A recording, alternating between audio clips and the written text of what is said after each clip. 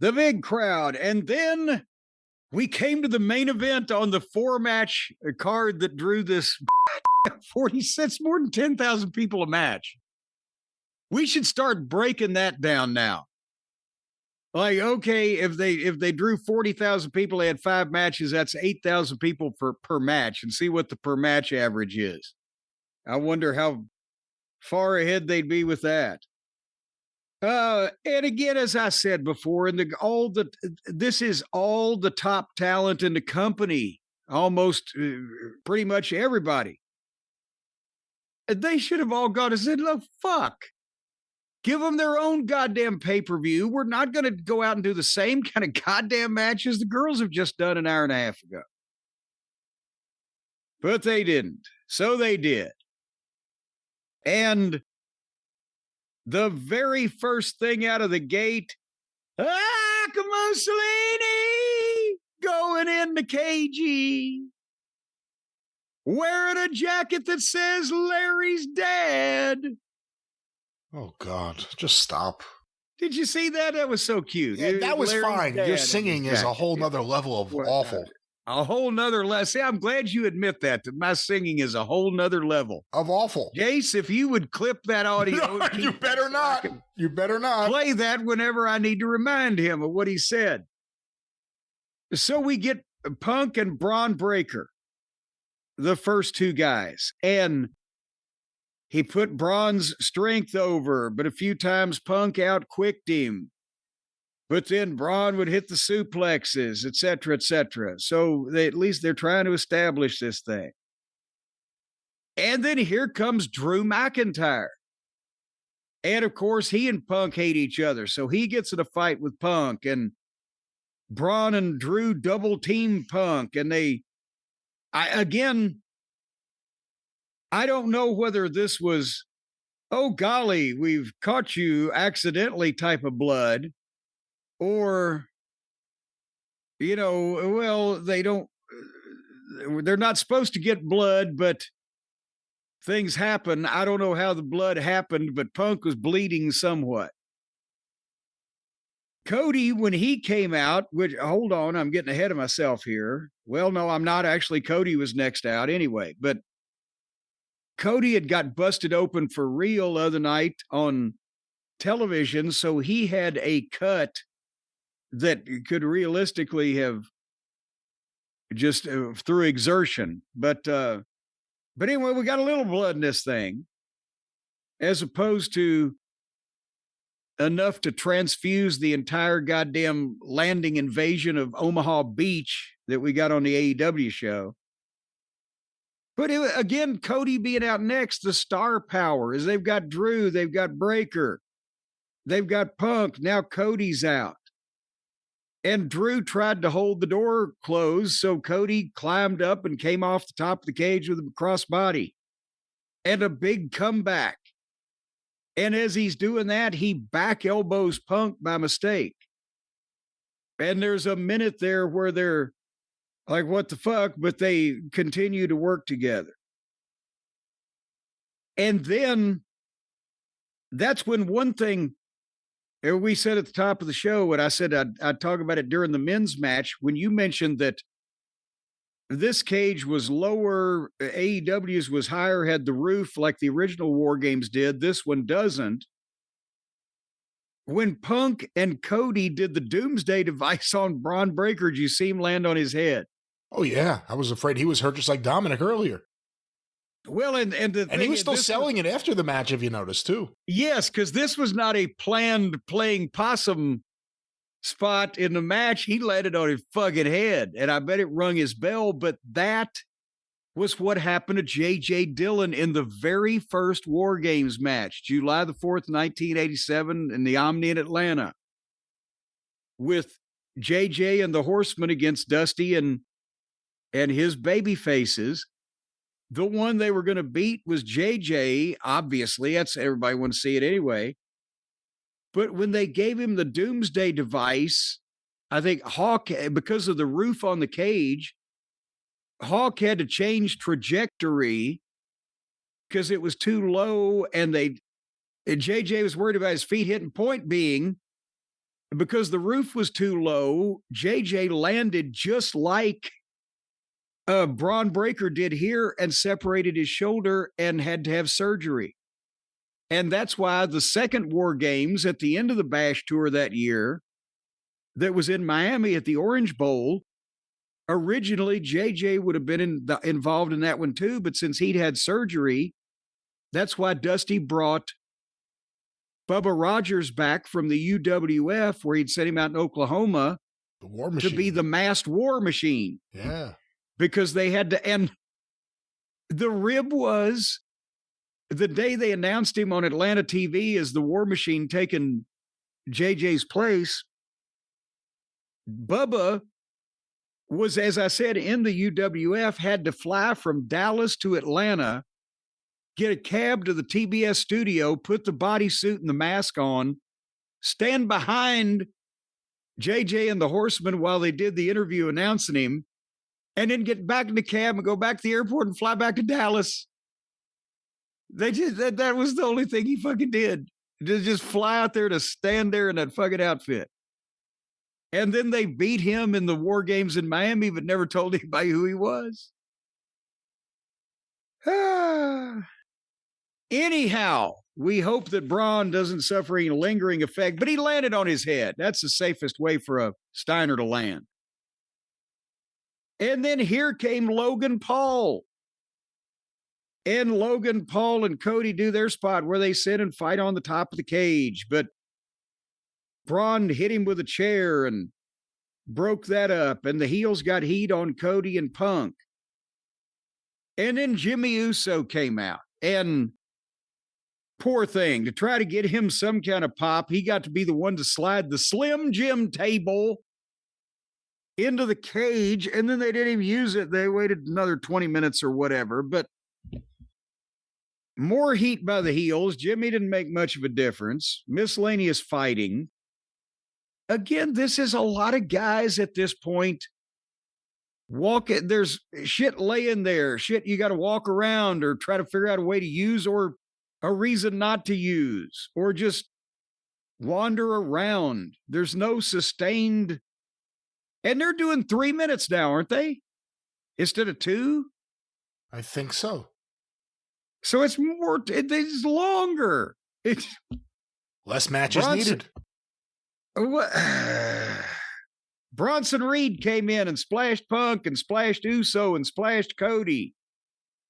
And the heels beat him up some more. I don't know if it just stood out because of the cage or if he just did it special on this night. Did you see how high up he was getting on those splashes?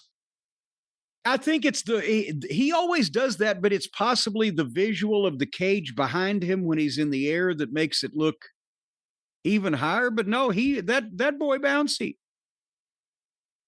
Him and Javon, that'll be the next tag team. Javon Evans and Bronson Reed, they call him the number 10. That's what they'll look like when they walk down the street next to each other. Anyway, then here came Jey Uso. And then he makes his awkward, I'm not going to call it a comeback, I'm going to call it a yeet back. They play his music, he gets in the ring, he has to do the punch that's one half of a beat off and the whole thing, awkward yeet back. And then he and his brother team up and do the team super kicks. And then they restarted his music so everyone could yeet more while the match just came to a complete halt. It's the fucking WarGames. Is it Brian, have you ever seen the movie The Longest Day? I'm not sure. There's a reason why it wasn't a musical. It was about the goddamn invasion of Normandy. They didn't stop in the middle of it to run the entrance music back and have a dance off. You know, there's a reason why you're seeing more pushback to the push of Jey Uso from WWE fans now more than ever before. I think a lot of people are sick of this. And again, doing it in the War Games, to me, was the worst moment of the night. Well, anyway, and that was a pretty stiff competition there for a while. So then, as everything was standing stock still, music, it's Brock Lesnar and he didn't fall down this time. With Paul Heyman, he comes, and they gave the statistic, and this is actually one of the cool statistics instead of just the meaningless ones. The first time in 21 years Brock Lesnar has been in a tag team match. Yeah, that's crazy. He was always used as a single attraction. And anyway, you know, speaking of him falling down, I just saw the clip the other day of him and Shelton and OVW flipping over the ropes, and Shelton landed and Brock went down.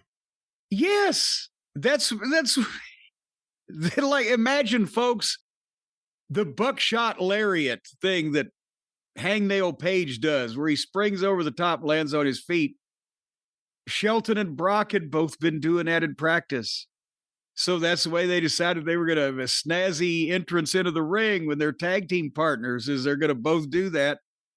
And Shelton, he actually over-rotated. When he landed on his feet, he was still going forward, so he just walked right up and went nose to nose with, it was Rob Conway or whoever he was going to work with. Whereas Brock didn't get quite far enough, and his feet hit, and he landed on his ass, and then he spun around and jumped up to his feet and started doing springy jumps. Like, nobody saw that. And so somebody had tweeted that clip, and I retweeted it. I said, this proves that OVW TV was 25 years ahead of its time. And it got like several thousand of the little Hardy things. But some people are like, what do you mean? This is just developmental. They didn't get the goddamn joke. But when Brock came in, he suplexed every fucking body. He was a one-man wrecking crew. And then he F5'd everybody. And it was basically Brock beating people up for the next 3 minutes. And that woke him up again. People are, oh, shit. And then finally, here comes Roman's music. And Brock gets out of the cage, and there's another thing. They had to do this stuff down on the floor because they hadn't broke a desk yet. So Brock met him in the aisleway, but Roman came up with 3 big Superman punches in the ringside area, and then went for another big one, and Brock scooped him up and F5'd him through the announce desk. And now the War Games could begin. Was that the way it was, though? Wasn't it? Was the entire match the War Games, and then that was the match beyond? Or was originally, yes. And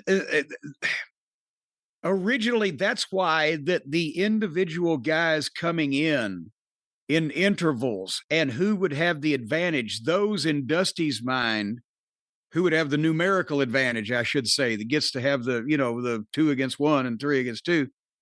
Those in Dusty's mind were the War Games, because people were playing War Games, jockeying for position. And then as soon as all guys were in the ring, that's when, again, the match beyond would start, and it could only be ended by submission or surrender. And that's why they was originally advertised War Games, the match beyond.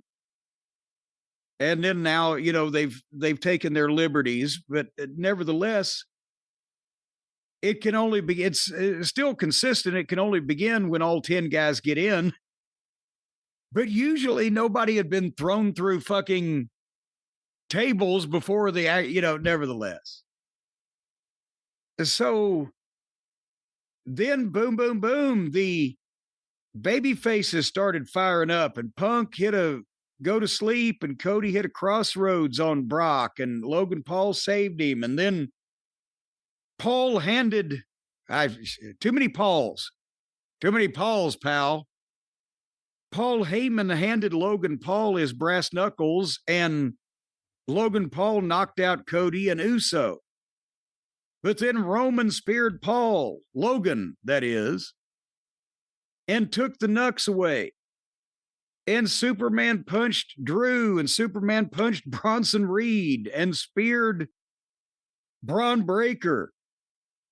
And then they did actually a nice spot where Brock was going to F5 one of the Usos, whichever it was, and Roman speared both of them through the fucking table. And anyway, it's all the top guys. They're doing all their top moves. They're kicking it up. So they got it going now. And then Braun stopped Roman and Uso and speared Cody and missed Punk. And suddenly a guy dressed all in black, which has never been done before, climbs over the top of the cage. And he hits Punk with a super kick and a curb stomp, and then climbs out of the cage. Brian, am I being picky with another thing that the whole idea of the cage in wrestling since the dawn of time was to keep people in, keep other people out, depending on what you were trying to sell, what the psychology was of the match? This motherfucker's not going to be able to escape. He's in a cage, or his friends aren't going to help him because we're in a cage. Everybody, the girls, everybody, the referees just climbing this thing down, in, back, out. Does this help the situation? Again, it's about the moment and the questions and people wondering who it was and why were they impersonating Rollins. They overlooked the fact that, yeah, the whole idea of the WarGames was these guys are in here. They can't get out until there's submission or surrender. Also, no one can come in, because if the masked guy can come in, or the hooded guy, why can't everyone else? If that guy could just run in and climb the cage and do a move and get out, what's to stop any other wrestler, let alone any other fan, from doing the same thing? Half the guys in this match came out or got in it by fucking climbing. I think a couple of the girls did. So so the guy in black does that, and he leaves, and Braun spears Punk 1, 2, 3.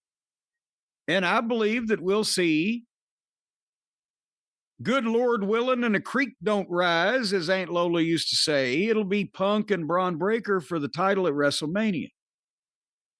The guy in black, from what we are being led to believe, and we will find out possibly by the end of this podcast we're doing, if Raw intervenes, but it's allegedly Austin Theory, which makes sense because Heyman, that's the only young superstar, budding guy with talent to be a superstar that they're ignoring right now, and Heyman would want him if the speculation has been that he's not a mental incompetent and they've just been punishing him because he was Vince's guy or whatever. That'll be the best place for Theory with Heyman. And then after the baby faces were licking their wounds when the heels had already gone off to the victory party, Roman told Cody they would not be teaming again, is what I heard, as they were going off the air and the announcers were trying to awkwardly stay silent so we could hear what we were supposed to hear. You brought up, you think Punk and Braun at WrestleMania. What do you think of the rumors going around that'll be Cody and Roman? Cody and Roman 3 at WrestleMania. I wouldn't be surprised because of what they've just said here, but I don't know how excited I am about it. Do you? I think Cody's needed something new for a while. I'm kind of sick of the Usos, and that ties in with Roman, who appears every now and then and does his slow walk to the ring. They'll have to do something to heat that program up. Hopefully it does not involve The Rock. But who knows? But I'd like to see Cody and Orton. But I guess that's SummerSlam. Well, we'll see. I don't even know where Orton is right now. But that was Survivor Series